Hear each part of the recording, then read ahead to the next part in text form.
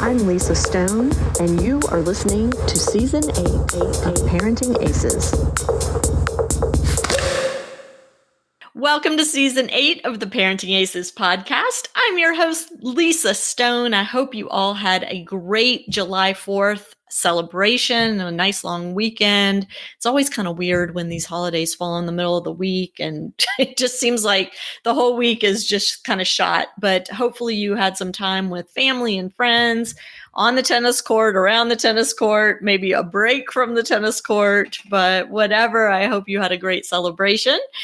In this week's episode, we chat with Bill Patton, who those of you who have been tuning in to Parenting Aces for a while have heard Bill on this podcast many times in the past, though it has been a few years. And Bill and I actually wrote an ebook together, probably 3 or 4 years ago. And we interviewed each other, and that got transcribed into book form, and it did very well on Amazon. Actually hit #1 bestseller for a minute there. But anyway, Bill's got a new book out called The AthleteCentered Coach. And Bill is a tennis coach himself, but he is also a student of coaching in general. He spends a lot of time learning about the ins and outs of being a coach and improving as a coach, not just in terms of tennis, but across all different types of sports, across different facets of life as well. And this new book, though it is long, I will warn you, it is about 400 pages, but it is really helpful in terms of how to choose a coach for your child, the important things to look for when interviewing coaches or when watching coaches with your child on the court. And I highly recommend it. We'll have a link in the show notes, so be sure and check that out on ParentingAces.com. And speaking of ParentingAces.com, if you haven't joined the site already, either as a free member or as a premium member, I hope you'll take a couple minutes and do that. And that way you continue to have full access to all our content. And we want the information out. We want you to have it. So go to ParentingAces.com, click on the little flashing join button on the top right, and it'll take you about 2 minutes. It's very, very simple. So with that said, I hope you enjoyed this week's episode with Bill Patton, and sit back, relax, and take it all in. Bill Patton, it has been quite a while since you've done the Parenting Aces podcast. Welcome back. Hi, Lisa. Glad to be back. Thanks for having me on, and thanks for all that you're doing with tennis. Well, back at you. And you've got a new book out that we're going to discuss today. And I really just want to give you the opportunity to share the impetus behind your book. The book is called The Athlete-Centered Coach. And for my listeners, there will be a link to the book in the show notes. So be sure to check that out. But in the meantime, Bill, why another book? What inspired you to write? And this is way more in-depth than your past writings. Yeah, thanks for noticing that. It was a little hard not to. Okay, then bear with me for a second. You're probably going to hear some noises in the background because I have my cats who are doing their thing, and then I'm having a little technical issues. But okay, the inspiration. It's interesting because I don't feel so much like this was an inspiration. It was more of a feeling like, okay, this is something that needs to be done. It's a need in the overall sports culture, and so not necessarily specific to tennis. It's not necessarily specific to tennis, but there are a lot of tennis stories in it. I tried to make the book more palatable for the general sports coach. So there will be some familiar stories from professional and college sports that people know of. And there will be some other experiences between myself and coaches that I know who are friends of mine who coach different activities, to kind of round it out. if I thought if it was too tennis specific that, some coaches coaching other sports would tune it out. Gotcha. So I think let's jump right in because we only have an hour, and having interviewed you multiple times in the past, I know that our hour tends to go much quicker than most. So I don't want to waste any time here. So let's jump in. Yeah. Let's start by having you explain what you mean by athlete-centered coaching. Okay, that's good, because that's why it's 400 pages and 125,000 words. Because it's not simple. It's not simple. And I think when people hear that, I think what they assume is it's sort of the player's coach that lets the athletes do as they wish. So the first assumption is that. And it's not that. Because, so essentially to boil it down very quickly, it would be when the coach takes stock of who they are and what their biases are and puts all of their focus on the athlete and helping the athlete develop their own ownership, their own direction of how they're going to play, and the decision making, the work ethic. And so the coach is really focused, as much as possible solely on the athlete and what they need. Now, part of what an athlete needs to some extent is a structure. So coaches who understand the different developmental stages of an athlete's life understand that different structures are necessary. So, if I'm coaching 7-year-olds in soccer, well, I better have a very fast-moving practice that doesn't focus on any one activity for more than about 10 minutes or 15 minutes maximum. And, we're going to have some silly behavior in there. So there's going to have to be there's going to have to be a break, and there's going to have to be some restructuring and some calming down of those goofy little kids to keep it fun for them. Right. And that's another huge part of it is building in enjoyment. Wayne Bryan said famously that if you gave him a minute at any time, and a minute, a piece of paper and a pencil, he can write down, up to 20 names of people who are actively afraid of their parent or coach who are currently playing on tour. So his point is, yes, you can beat your child onto the tour, but that's a quality of life issue? Is that really what you want to do? Mm-hmm. True. So the athlete-centered coach, just to kind of summarize, is a coach who is gearing practices, gearing coaching sessions around the needs of a particular athlete based on the stage of development the athlete is currently in. Am I summarizing that correctly? That's part of it. And they're putting their ego aside.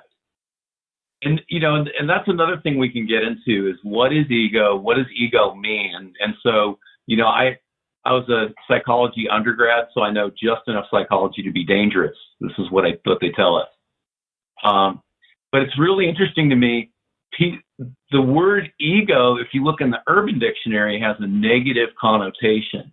But really, its clinical understanding is it's just your self-concept. It's who you think you are.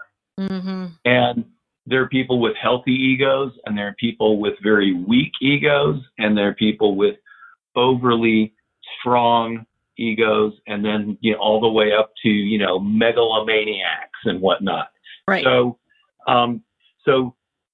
having a well-established ego boundary and helping your athletes to learn to establish their own healthy ego boundaries is really important.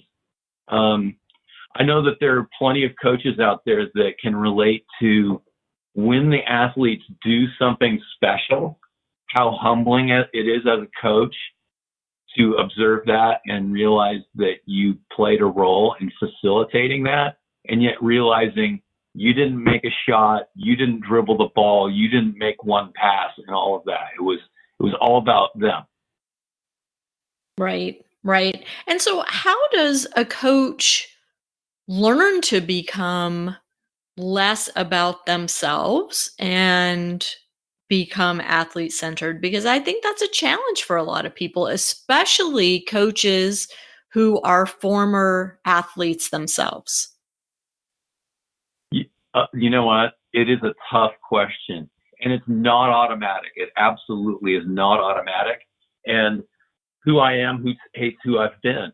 So, I look back on coaching in my 20s and early 30s, and, always looking at other coaches to see, am I better than them? Are they better than me? Oh, this guy's a clown. Oh, I can't believe that's a grandma over there coaching. I mean, these are real thoughts that I've had in my head. And so it takes time. It takes time. I think you have to some extent, you probably have to take your lumps. You have to have your epiphany. And so something that's been happening a lot lately is I've been talking with young coaches, and like a young coach, this has happened a few times in the last couple of years, is the young coach says, as he looks out on, some 3.0, 3.5 tennis coaches who are grandmothers, grandfathers, recreational tennis players. And the comment is, oh, now we know why the game is in decline. And that's when I stop them and I go, no, I stop them dead in their tracks right at that point. I go, no, you know what? We need everybody. And so there are people that a grandmother or grandfather can reach that you can't, and I can't. And there are things that a 19-year-old can teach to a 17-year-old much easier than you can, because the experience is so close to where they are. So what I think we need to do is really respect and value every single coach that's out there. It's a really big part of it. So just to realize, okay, I do my thing, and I might be good at a certain specialty, or I might have a very wide scope of things that I can do, but it's not complete. And maybe someone has a more limited scope of what they can do, or they have lesser expertise, but they're still valuable to somebody. Mm-hmm. Right.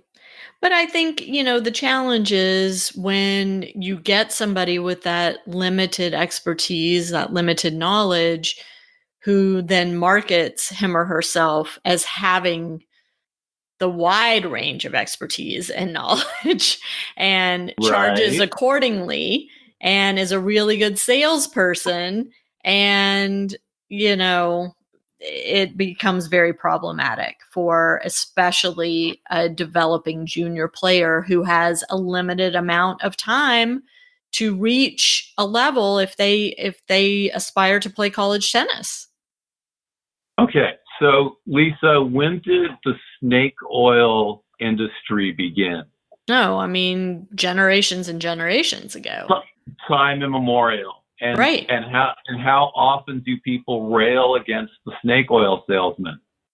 I mean, it's an ongoing issue for sure. Right. So I think I can confidently say there will always be snake oil salesmen. So then we have an ethical dilemma. We have an ethical dilemma of, how much time do we spend on that? How much time do we spend complaining about those people? So clearly it's buyer beware. Right. And I don't think it's an issue of complaining. I think it's a question of helping families discern good from not good.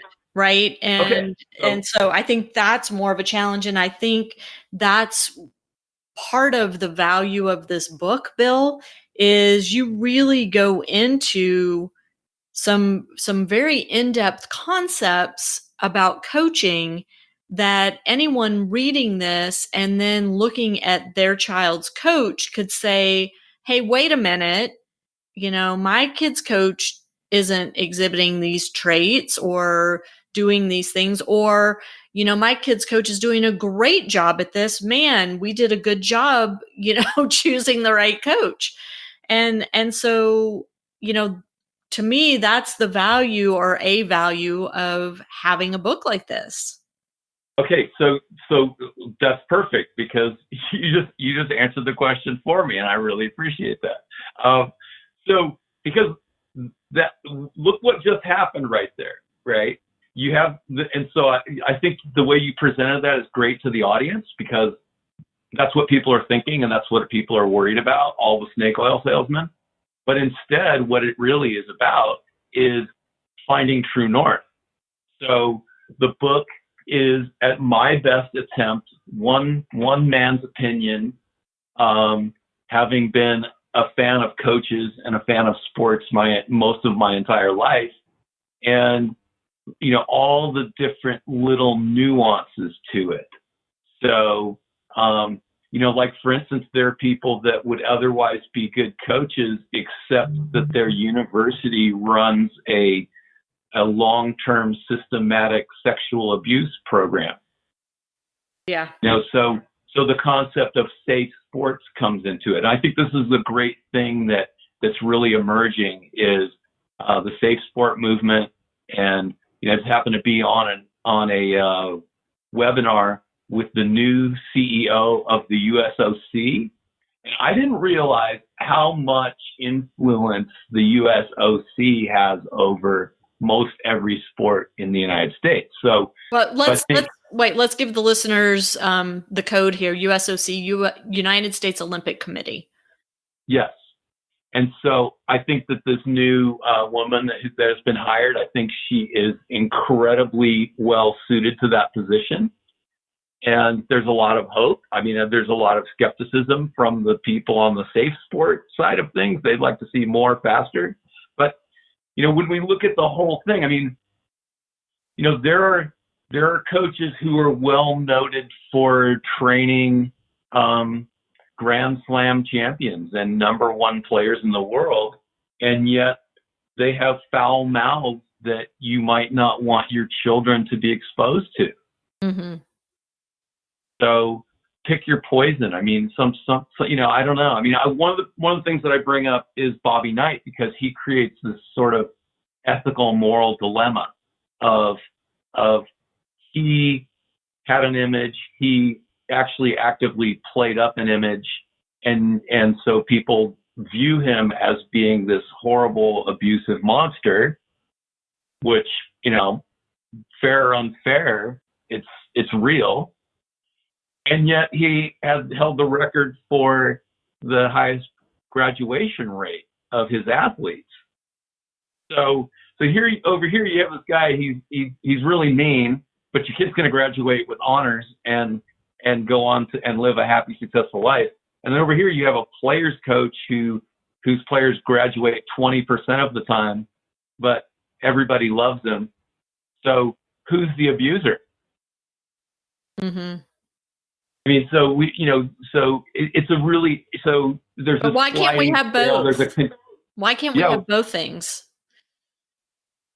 That's a really interesting thing. So why is everyone south of Bobby Knight on graduation rate? I wish I knew the answer to that question. Maybe he's not such a bad guy as the image he has. Okay, and he's had 3 to 5 instances where he's done something horrific, but other people have none of those, and they're using athletes as fresh red meat for their own success, and they don't really give a flying leap about their future, really. So yeah, I mean, so ultimately, I mean, yes, let's aspire to that. Let's aspire to be the best of both worlds. Let's be, let's look at our athletes in a holistic sense of we're part of their timeline of success, and we're part of their timeline for a certain period of time, and then they will go on to someone else, something else. So do we make the most out of our out of our time. Right. One of the things you reference in your book is a tier 1 versus a tier 2 coach. What is that? What does that mean? Okay, so this is something that I adopted from the Omni Athlete movement, which is an offshoot of the Sports Energy Consciousness group. Okay, and I want to talk about that too, but go ahead. Okay, all right. So I went to my first Sports Energy Consciousness group conference last year in Marin County, and it was nothing short of transformative. I came away from that weekend a different person. So I can't say enough about them. And now a little background. They're essentially a group of people who were the cutting edge sports psychologists and sort of inner work people, inner game of sports that emerged in the mid 60s to late 60s. And everybody thought they were insane or spooky or cultish or whatnot. And then many years later, then sports psychology became commonplace and accepted everywhere. So the Omni Athlete thing is about, looking at an athlete for their whole person on the, developmentally, pre-career, during their career, post-career. How are they going to cope with no longer being an athlete? So a tier 1 coach is really good at the fundamentals and really good at getting a player's game from here to there. And they might work on the mental game a little bit, but the mental game only as a function of helping them win more matches or games. They're not thinking about it so much in terms of life skills that will help them, go on to dynamic success later in life. Then the tier 2 coach, I think, the tier 2 coach it comes back to the timeline. I mean, doing things in time, at the appropriate time, in a way that facilitates the maximum growth as a person for the athlete. Look at say a Nick Kyrgios. I would say that. Okay. No, look at Nick Kyrgios. Okay, so I'm gonna say that too late in the game, people took notice that he had some pretty serious character flaws, and did not address them early enough. And now he is who he is, and I'll be interested to see if Nick Kyrgios ever has an epiphany. I sure hope so. Oh man. I mean, what a talented, right. Yeah. Okay. So what we have, and I faced this in NorCal. I faced this in Northern California, the attitude of don't discipline that poorly behaved tennis player because they're good. Right. And so that's there's nothing lower than tier 1, but that's the bottom of tier 1 is leave them alone. Don't distract them with character development because they have the talent to be great. And I'm like, okay, this is how monsters are created. Yeah. The advancement. Okay. So, and if I can, I feel like I'm kind of getting on a roll here. So, I look at somebody like Aaron Hernandez, who was a football player who then murdered 1 or 2 or 3 people, one of whom was a friend. And at age 17, he shot his friend. And that was in the town where he would then go on to play college football. And so in my mind's eye, I'm thinking, okay, somebody before that noticed that he had a violent edge that was outside the lines and was not going to serve him well. So any coach who tried to intervene with him and really gave it their best effort and really worked to try to help him, go in a better direction, blessings and kudos to that person. Whether it worked or not, making the attempt is everything. But for every coach who simply advanced him to the next level because he's good, we'll just ignore that he's a bully to his teammates, and we'll just advance him because we win football games when he's on our team. Mm. That's the legacy of those coaches.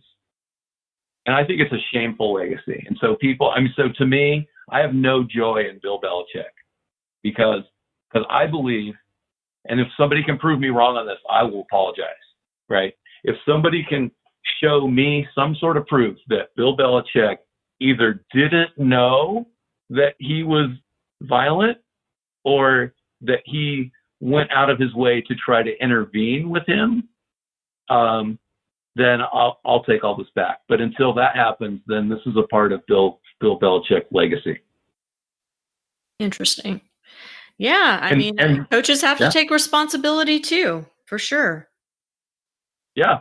So, I mean, but here's the interesting thing. And now let's flip it around though, because coaches then might say, "Hey, that's not fair. Where were the parents?" Right? And it's like, okay, sure. I mean, parents.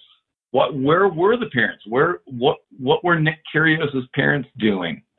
Right? Mm-hmm. Why did Aaron Hernandez's parents allow this? Why couldn't they intervene? But if we're a coach and we really care, if we love our sport, then we want to weed those sort of characters out of our sport, not promote them. So interesting. And so let's circle back to this whole idea of the Omni Athlete and what that means. Okay. So it's funny because I'm relatively a neophyte in the organization. So I have the title of catalyst, which means I guess I'm on level.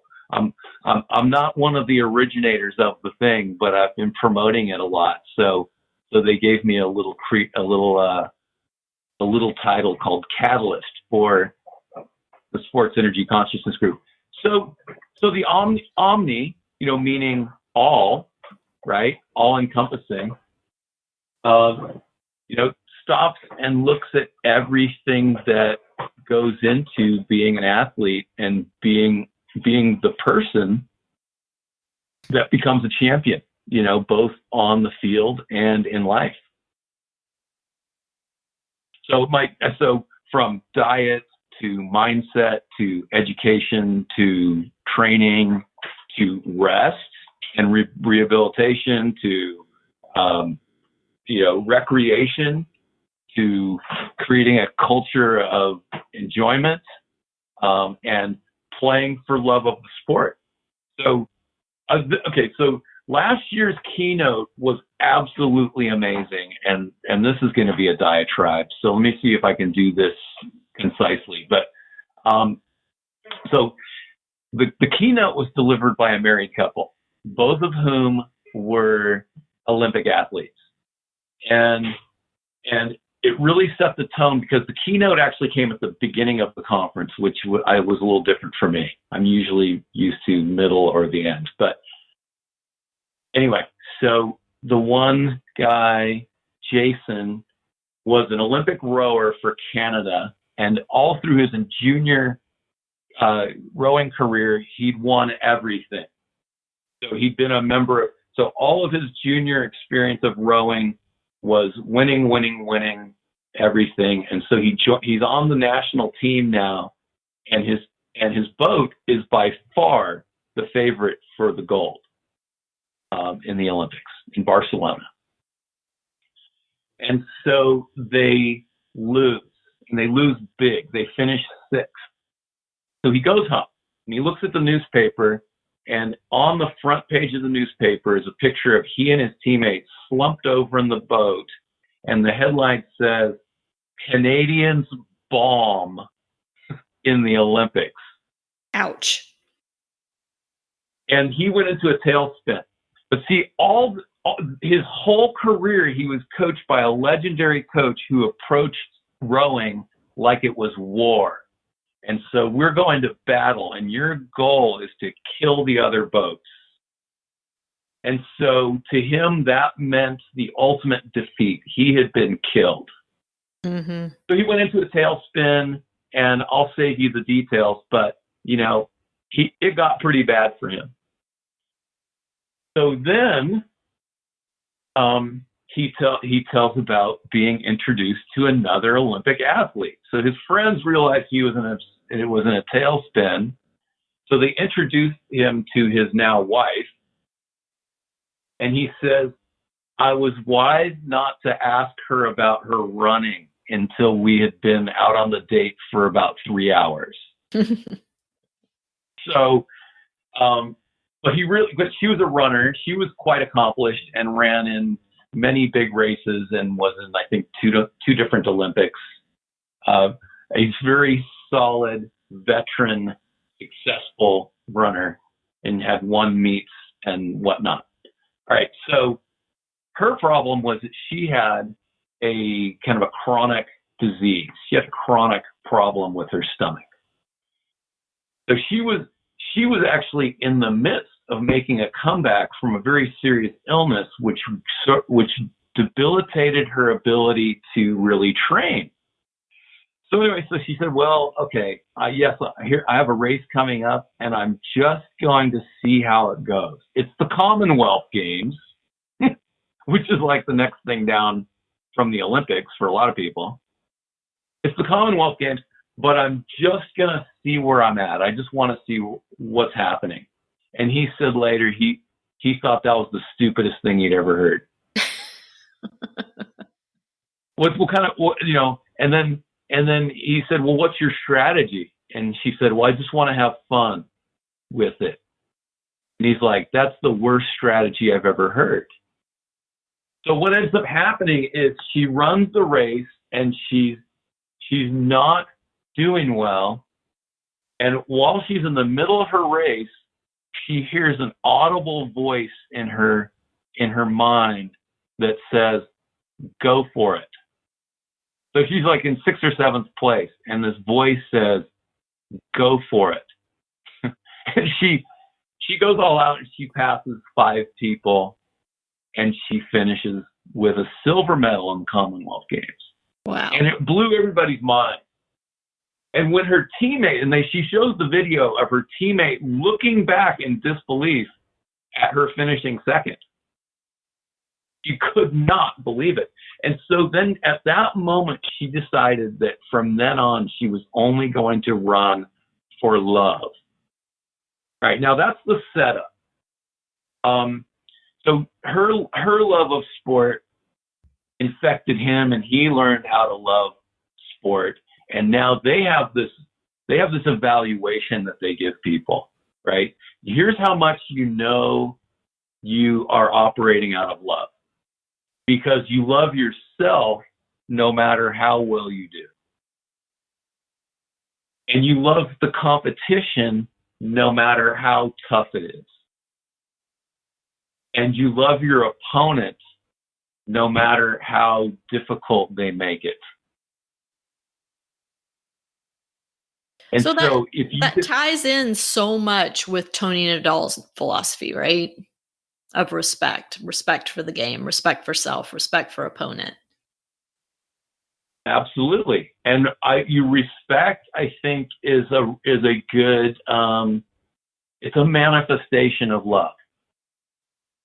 And but respect, I don't see it at the same level. Maybe that's what he means.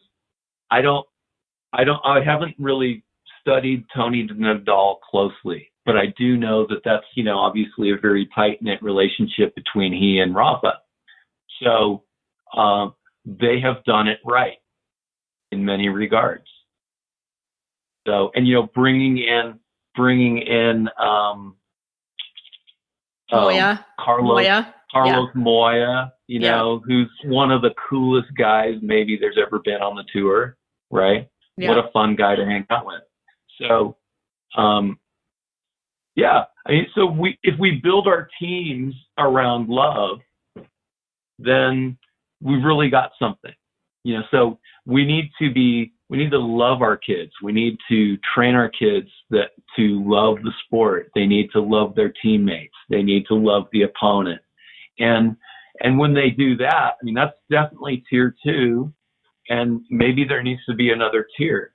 I don't know. I didn't make it up, so I can't really. I don't think I get to change it just yet. Well, so, I mean, kind of a nice segue from that is the whole idea of teaching kids to give 100% effort when they are playing their sport, training for their sport, whatever that means on the day, right? So when you write about giving 100% effort, what does that encompass to you? And how is a focus on 100% effort, how does that different from a focus on winning and losing? Oh, that's wow. All right. All right. Well, I think many people are aware that there's this thing called the Borg scale of perceived effort.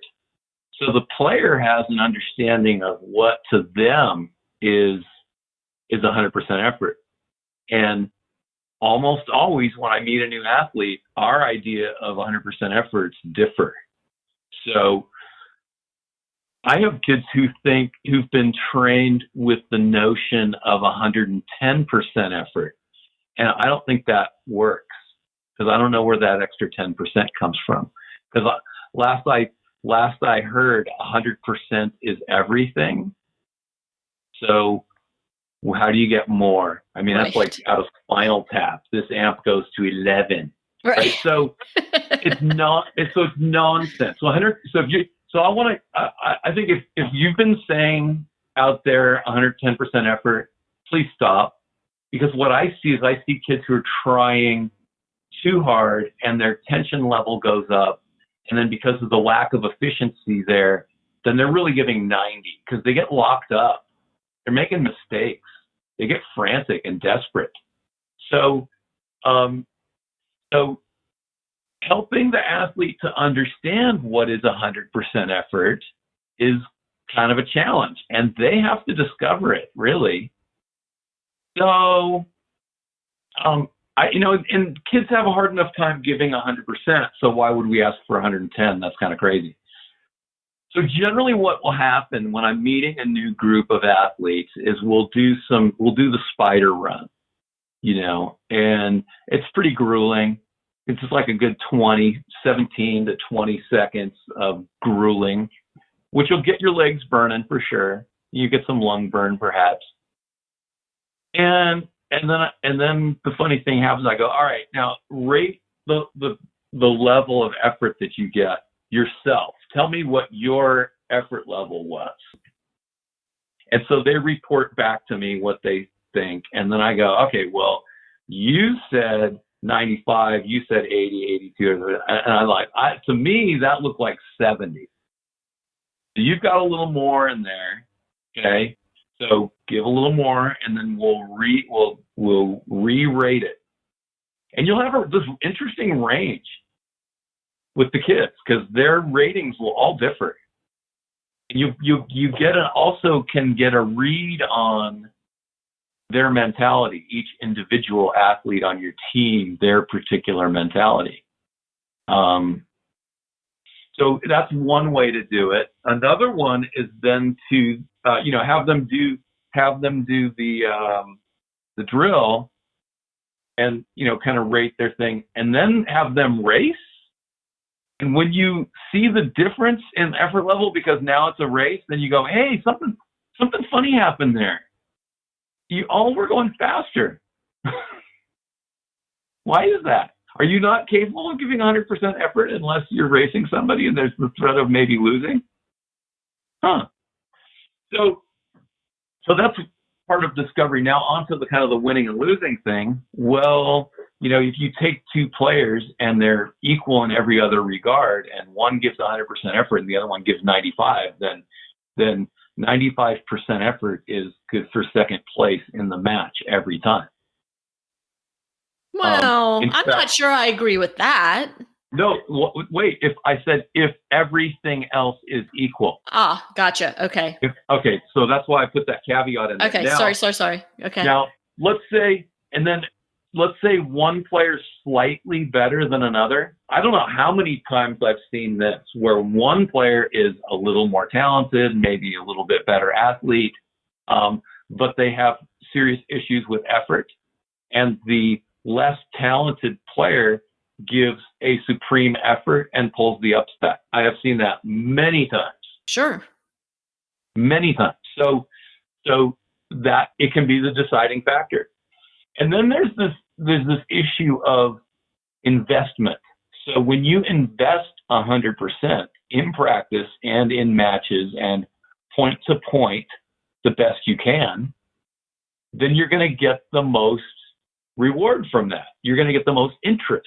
Your body will respond.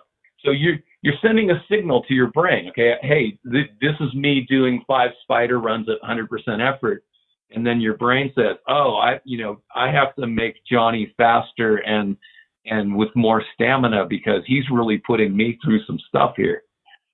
So we're very adaptable, resilient and adaptable. And so when we put our body under maximum effort loads, then it responds by preparing us more for the next time around if we give ourselves some rest in between. Right. So ultimately, bottom line on that one is, if you give your best effort, you're going to have the best chance of winning.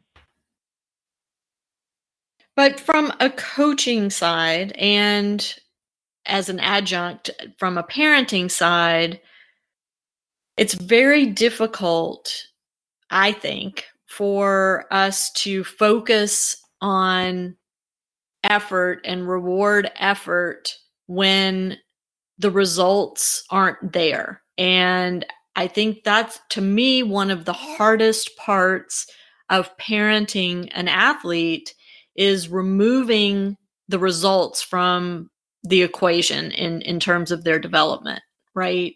And looking at them, to use your words, as an Omni Athlete, really focusing on them as an entire person, not just as an athlete, and focusing on the development of the whole person, not just the athlete.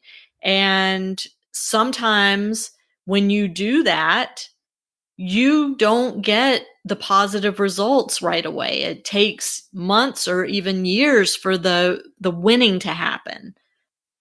Ooh, okay. So what is winning? Oh my goodness. All right. So I just took over a horrible tennis team, and so the kids won't argue with me if they happen to hear this, or any of the parents are listening in. They will all readily agree that in this 5-team league, by far, my team was the worst. Okay. There were 4 teams that were pretty competitive with each other, and the top team had some kids who had Division I and Division II talent, and I have a team of intermediates and beginners. Okay, high school kids. So, what age are we talking about? Kids. Okay. High school kids. So what they were used to was playing lineup in a blender because the other coach didn't want kids to get their feelings hurt, by getting hammered at the number 1 position. So it was just, hey, who wants to take the beating today at number 1? Well, no. Enter Coach Bill. Harrison, you now that you are the number 1 player, you will play number 1 all season, and you're going to set an example as team captain for all the other kids. Ready? Ready, coach. Okay. So Harrison stepped up, and and then he lost a few sets in bagels, right? But as the season went on, I was able to show him, hey, do you see how you're winning more points now? How do you feel about this, right? I'll get into, how does it feel to be getting a little bit more competitive with these guys who, are hitting, 120 mile an hour serves and 80 mile an hour forehand. And he felt great. So he did not did he win any league matches? He might have. But he was all in on the concept of just going all out and having the best possible experience rather than just going through the motions and getting beaten 0-0 in 37 minutes and being done. So it's not easy. You're right, it's not easy. And that's why, but wait, and this is what I tell my kids all the time. If this was easy, your parents wouldn't pay me. So you have to, it took me a long time, I think, to be really 100% all in, fully convicted. This is the way I'm going, and everybody who's going this way is on my team, and everybody that's not going this way is not. So, when I was a school teacher, I came to the realization that there's a difference between mentally assenting to the idea of good behavior and being 100% committed to making it happen. And how do you translate that from the classroom to the tennis court? By helping the players learn some discipline. And I think here's the secret sauce. If anybody wanted to get some value out of this talk, here's the secret sauce. Sell them on self-discipline. So, we'll have a moment where just all hell is breaking loose at practice and everybody, too few people are doing what I actually want them to do. And so I bring them together and, I probably have already sort of harshed them out about something. And so then I ask them, I'm like, hey, look, what's better? What's better? Is self-discipline better, or is it better to be disciplined by other people? And you'd be surprised that teenagers will say self-discipline. I'm like, okay, well then do it. Right? I mean, right? Yeah. No, it's that easy. It's that easy. And then if it were to continue, I'd go, hey, look, guys, just a moment ago, Evan here said that self-discipline was better. So why are you not doing it? Are you telling me you want me to discipline you?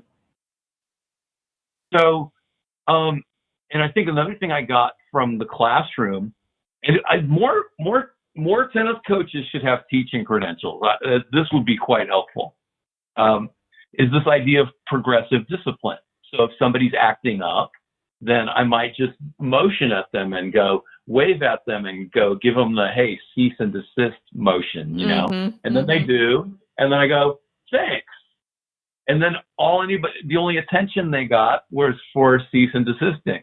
Right. And if they continue, then I pull them aside and I go, hey, Steve, you know what? I need you to knock that off. It's dangerous. It's disruptive. It's not helpful. You're not helping me. You're not helping yourself.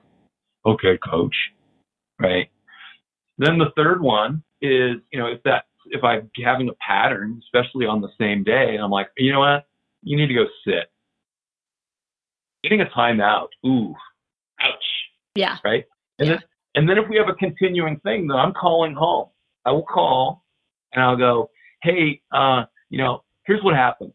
Steve is misbehaving. And, there was a time when he did this and I gave him the message to stop. And then I pulled him aside and talked to him for a second. And then I sat him down and he's still doing it. So Mom, Dad, you got any hints for me about how to get through to him? Can I put him on the phone with you? Right. So, or, generally what I do when I sit them down is I go, hey, the next step is I'm going to call your folks, right? Shall we avoid the next step? Don't call my mom, right? No, right. I've had inner city thugs get scared when I threaten to call their mama. Sure. No kid likes their mom or dad called. Absolutely. Right. Well, right. Okay. Well, because they know the belt's coming out when they get home. Oh gosh, so. Hope not.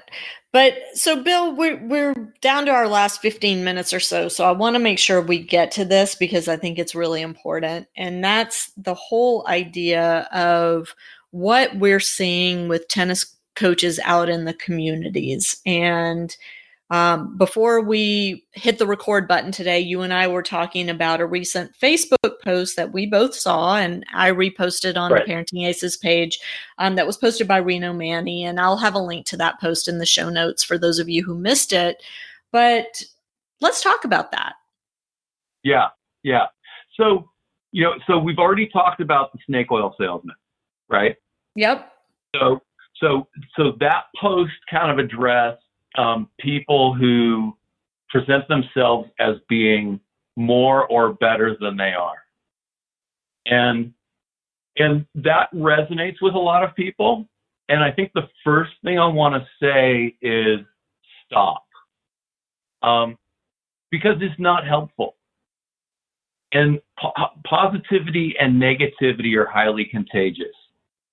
So I wonder how many people read that and then they wonder, is he talking about me?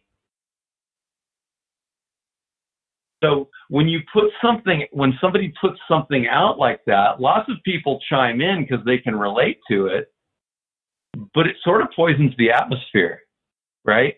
And honestly, I'm a friend of Oyvind Thorvald. And so I read that and I went, wow, why Oyvind? Because I can't vouch for Oyvind's coaching ability in Norway and how I don't know the circumstances of what he's had to overcome to finally get people on tour from Norway. But I've been to Norway and the weather's not great. Yeah.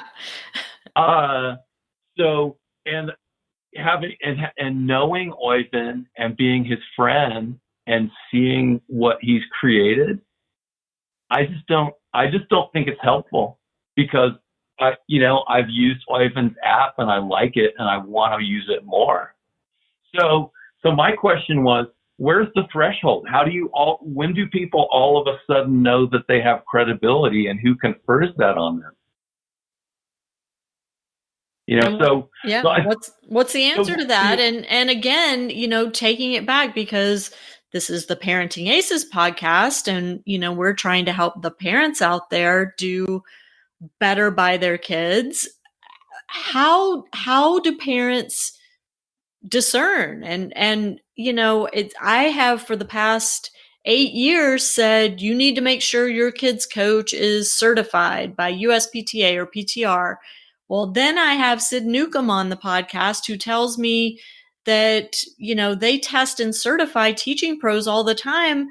But one of the things, nowhere on the testing and nowhere in the education is junior development and junior development pathways and college recruiting. Right. And so what good is that certification if your child's goal is to achieve the highest level in the sport and that certified coach doesn't have the knowledge to do that? Right. Well, it's called shopping. You have to shop and you have to ask tough questions. I think what parents do is they just sign up, or they just listen to the canned spiel that the coach gives, or they look at the website and the website looks spiffy, so they go. Okay, and then you in different regions the answer's different, so I can't give one answer, right? Maybe you live in an area where the best coach is a B- coach and everybody else is a D+. Well, and maybe B- because he's sort of the kingpin around town is charging too much. Well, what are you going to do? Right. You're either going to pay it or you're going to move. Right. Okay. So you've written a book called The AthleteCentered Coach. How does a parent evaluate a coach and say, this is an athlete-centered coach, which is what I'm looking for my child?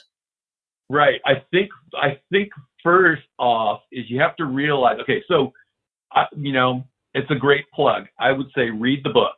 I mean, because I really appreciate the fact that you saw that in it, that it creates sort of this true north.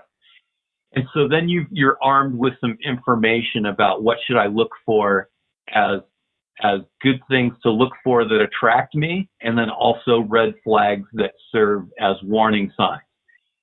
And yet, most people who have no integrity will generally go along with everything the parent says. So, let's say you want your kids to be in a program that's also fun.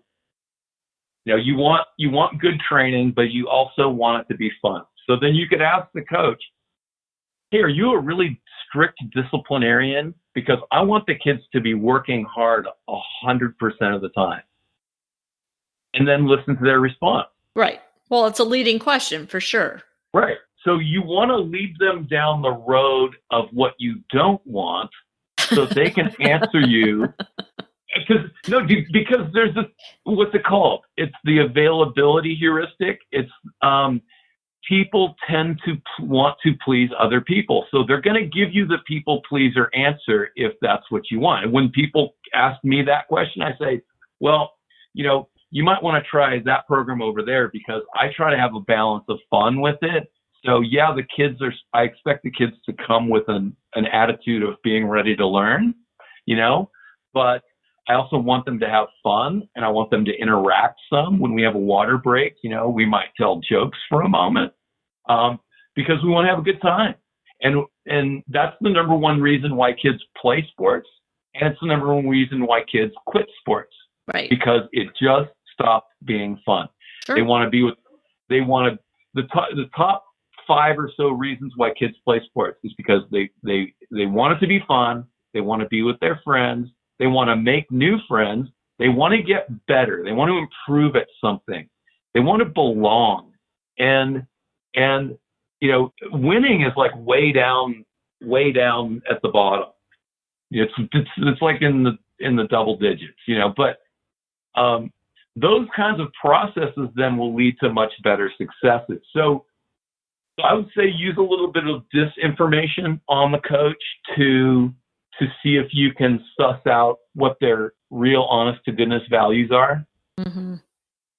And then people generally say approximately 3.5 things about things that they like, but they say 8.5 things about things they don't like. So ask around, go talk to the other parents who are in the program, go talk to the parents that are in other programs, see if you can find some former players of the other program. That's huge because you might get the real scoop. Oh yeah, we left that because blank. Right. So look for that stuff. I mean, try to maintain some positivity. Here's one thing I despise. I sometimes get kids who've left other programs, and then they come to my program thinking they're going to run down that other coach. Nope. You got another thing coming, right? So, no, Ethan, Coach Susie is great, right? So you should show somebody, you should probably go back and say thank you to Coach Susie. Because she's out there working really hard, and she got you to this point, and now you're here with me, and I'm just not going to let you run her down while you're here. Because this is one of our ethics in this program, is that we keep things positive and we build the greater tennis community, Yeah. I one time got an anonymous, I sometimes get anonymous phone call, and one of them came in a Russian voice. And it said, you suck and your program sucks and you're overweight and blah, blah, blah, blah. And I was like, wow, thanks for making my day. And I'm like, what possesses people to do that? So, but we have this is a problem in the tennis community. So if you're doing that kind of behavior, if you're running other coaches down, stop, right? But with this caveat, if they're doing something criminal, right, or abusive or something, if they're doing something that really needs to be called out, then call them all the way out. And I'll tell you what, I mean, I just don't think it's appropriate because Oyvind Sorvold is a really terrific human being. Interesting. Okay, we are at the end of our hour. So really quickly, before we say goodbye, I want you to please tell us, how do we get the Athlete-Centered Coach by Bill Patton? Okay, awesome. It's on Amazon, and so you can get it easily there. It's in an ebook and in print form.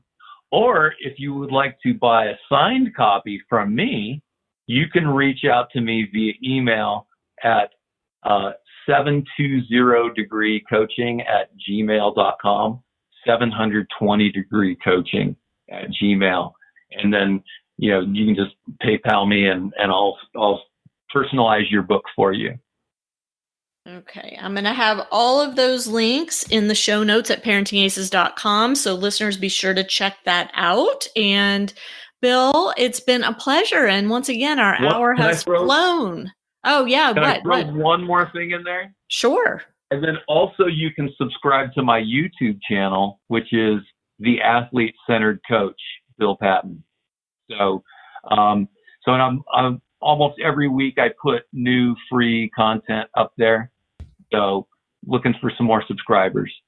Okay, awesome. We'll have a link to that as well. And again, thank you so much for doing the podcast, for writing yet another really insightful tome for us to use in our quest to do better as tennis parents and parents in general, and tennis coaches and coaches in general.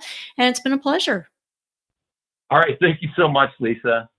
And to my audience, thanks so much for tuning in. We'll catch you next time on Parenting Aces. I'm Lisa Stone, and you've been listening to the Parenting Aces podcast. For tennis parents, by a tennis parent. If you like what you've heard, I hope you'll share the podcast with your tennis community. For all the information you need to navigate the junior and college tennis journey, be sure to check out parentingaces.com.